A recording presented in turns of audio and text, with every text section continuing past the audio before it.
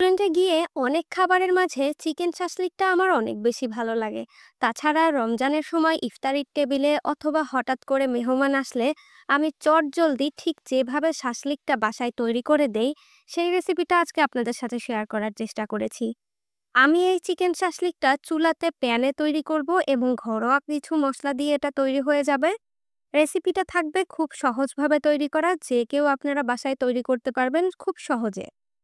মজাদার এই শাসলিকটা তৈরি করতে লাগবে চিকেনের বুকের মাংসটা। আর এই মাংসটাকে খুব ভালোভাবে ধুয়ে পানি শুকিয়ে এভাবে তেরচা তেরচা করে পিস করে কেটে নিতে হবে। সবগুলো পিস যেন ইভেনলি হয়, একদম একই রকম দেখতে হয় সেভাবে কাটতে হবে। এরপর নিয়ে নিলাম একটা ক্যাপসিকাম। আপনাদের হাতের কাছে যে ধরনের সবজি আপনারা পাবেন সেটাই নেওয়ার চেষ্টা করবেন। চাইলে কিন্তু সবজি ছাড়াও তৈরি করা যায়। ক্যাপসিকামগুলোকেও এভাবে চৌকা করে কেটে নিচ্ছি। ঠিক আমাদের চিকেনটা যে সাইজের ছিল সেই সাইজের। সাথে গাজর দিয়ে দিচ্ছি, আর গাজরটা কিন্তু একটু বেশি পাতলা করে কাটতে হবে, কারণ ক্যাপসিকাম এবং চিকেন কিন্তু খুব তাড়াতাড়ি হয়ে যাবে। সাথে দিয়ে দিব অবশ্যই পেঁয়াজ।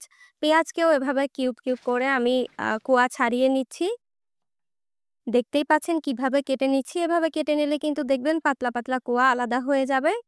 এরপর সবগুলোকে একটা সাইডে সরিয়ে নিব। আর অবশ্যই একটু টমেটো দেওয়ার চেষ্টা করবেন। চেরি টমেটো থাকলে সেটা হলে বেশি ভালো হয়। না থাকলে আমাদের দেশি টমেটোটা দিতে পারেন। ১ টেবিল চামচ পরিমাণ দিয়ে দিচ্ছি মরিচের গুঁড়া, জিরার গুঁড়া, গোলমরিচের গুঁড়া ১ চা চামচ, লবণ ১ চা চামচ, আদা এবং রসুনের পেস্ট ১ টেবিল চামচ করে দিয়ে খুব ভালোভাবে মেখে নিচ্ছি। এটা ভালোভাবে মাখানো হয়ে গেলে কিছুক্ষণ আমরা এটা ঢেকে রেখে দিব। এরপর আমরা এর মধ্যে সবজিগুলো এড করে দিব। সবজিগুলো এড করেও এটাকে মশলার সাথে ভালোভাবে মিক্স করে নিব, যেন প্রতিটা সবজির গায়ে মশলাটা লেগে যায়।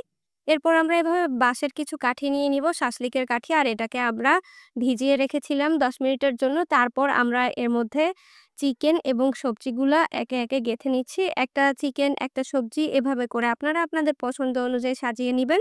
দেখতে পাচ্ছেন আমি কিভাবে সাজিয়েছি। সবগুলো ঠিক একইভাবে তৈরি করে নিয়ে তারপর আমরা একটা সস রেডি করছি। এর জন্য চিলি সস দিয়ে দিলাম ১ টেবিল চামচ পরিমাণ, চিনি ১ টেবিল চামচ পরিমাণ এবং সয়াবিন তেল দিয়ে দিচ্ছি ১ টেবিল চামচ পরিমাণ। এটাকে মিক্স করে নিচ্ছি। যখন আমরা শাসলিকটাকে ভাজবো তখন এটাকে ব্রাশ করে দেব উপর থেকে। তখন দেখবেন শাসলিকের কালারটাই পুরো চেঞ্জ হয়ে গেছে, আর চিকেনটা অনেক বেশি জুসি থাকবে এর কারণে। প্রথমে একটা প্যান নিয়ে নিলাম আর এর মধ্যে অল্প পরিমাণ তেল দিয়ে দিলাম। এরপর শাসলিকের কাঠিগুলো ঠিক এভাবে বসিয়ে দিচ্ছি। এরপর তেলটাকে একটু এভাবে স্প্রেড করে দিব যেন শাসলিকের গায়েও লেগে যায়। কারণ একেবারে ডুবো তেলে এটা তো ভাজাই যাবে না। আর চুলার আঁচটাকে একেবারে লোতে রেখে এটাকে আমাদের ভেজে নিতে হবে। চিকেনের বুকের মাংস হতে খুব বেশি সময় লাগে না। আর এই তেলগুলো ব্রাশ দিয়ে উঠিয়ে একটু চিকেনের গায়ে এপাশ ওপাশ করে দিয়ে দিতে হবে। এরপর যখন 50% কুক হয়ে যাবে তখন আমরা যে সসটা রেডি করেছিলাম সেই সসটা দিয়ে দিব। একটা সাইড উল্টাতে হবে আর এই সসটা দিতে হবে। আর দেখতেই পাচ্ছেন এটার কালার কত সুন্দর হয়ে তৈরি হয়ে যাচ্ছে। যখন চিকেনটা একেবারে সেদ্ধ হয়ে যাবে একটা টুথপিকের সাহায্যে কিন্তু চেক করে দেখতে পারেন। টুথপিকটা ভিতরে ঢুকালে দেখবেন যে সেদ্ধ হলে ভিতরে ঢুকে গেছে।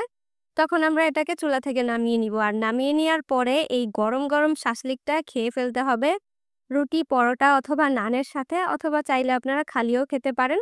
এটা খেতে কিন্তু অনেক বেশি মজার। ঘরোয়া কিছু মসলা দিয়ে একেবারে রেস্টুরেন্টের স্টাইলের এই চিকেন শাসলিকটা এখন আপনারাও বাড়িতে খুব সহজে তৈরি করে ফেলতে পারবেন। নিশ্চয়ই ভালো লাগবে। নিশ্চয়ই আজকের রেসিপিটা আপনাদের ভালো লেগেছে। আর ভালো লেগে থাকলে লাইক, কমেন্ট এবং শেয়ার করতে ভুলবেন না। দেখা হবে আরো মজার মজার রেসিপি নিয়ে নেক্সট এপিসোডে। সবাই ততক্ষণ ভালো থাকবেন। আল্লাহ হাফেজ।